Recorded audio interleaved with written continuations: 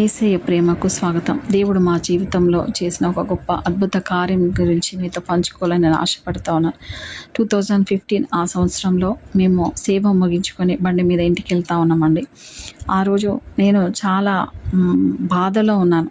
మరి ఆర్థికంగా, మానసికంగా ఎన్నో మేము ఆటుపోటులను ఎదుర్కొంటున్న దినాలలో మరి ఏం చేయాలి, ఎలా ముందుకెళ్ళాలి, పిల్లల భవిష్యత్తు, మరి సేవలో మరి ఎన్నో అవసరాలు. మరి సేవ అంటే పూల బాట కాదు, ముళ్ళ బాట.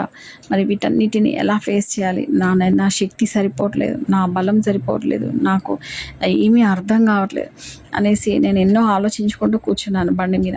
ఆ సమయంలో నా వల్ల కావట్లేదు ప్రభా, నేను ఇంకే సేవలో ముందుకెళ్ళలేను అని అనుకున్నానండి.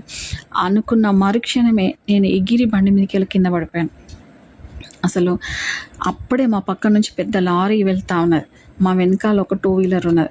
అసలు కానీ నాకు ఏ గాయం తగలకుండా దేవుడు నన్ను తన అరచేతుల మీద ఎత్తి పట్టుకున్నాడని 91వ దావీదు కీర్తన 12వ వచనంలో ఉన్నట్టుగా, నీ పాదంలోకి రాయి తగలకుండా వారిని తమ చేతుల మీద ఎత్తి పట్టుకుందరనే వాగ్దానం దేవుడు నా జీవితం నెరవేర్చింది.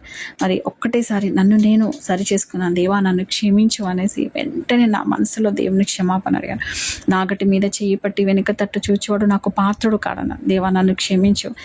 ఎన్ని కష్టాలైనా, ఎన్ని బాధలైనా, ఎన్ని ఇరుకులైనా, ఇబ్బందులైనా, ఏదైనా ప్రభా నేను నిన్ను విడిచిపెట్టాను, నీకోసమే జీవిస్తానని దేవా నన్ను క్షమించు అనేసి మౌనంగా, దేవా నువ్వు ఎంత అద్భుత రీతిగా నన్ను నా భర్తను కాపాడినావని దేవుని కృతజ్ఞతాస్తుతులు చెల్లిస్తూ మరి క్షేమంగా మరి ఇంటికి చేర్చుకున్నామని, దేవుని సేవలో ఎదురుతున్న సమస్యలన్నిటిని కూడా దేవుడు తప్పకుండా విడిపిస్తాడు. సేవకులందరూ కూడా బలపడండి, దేవుని సేవ ఇంకా బలంగా జరిగించండి. God bless you. ఆమేన్.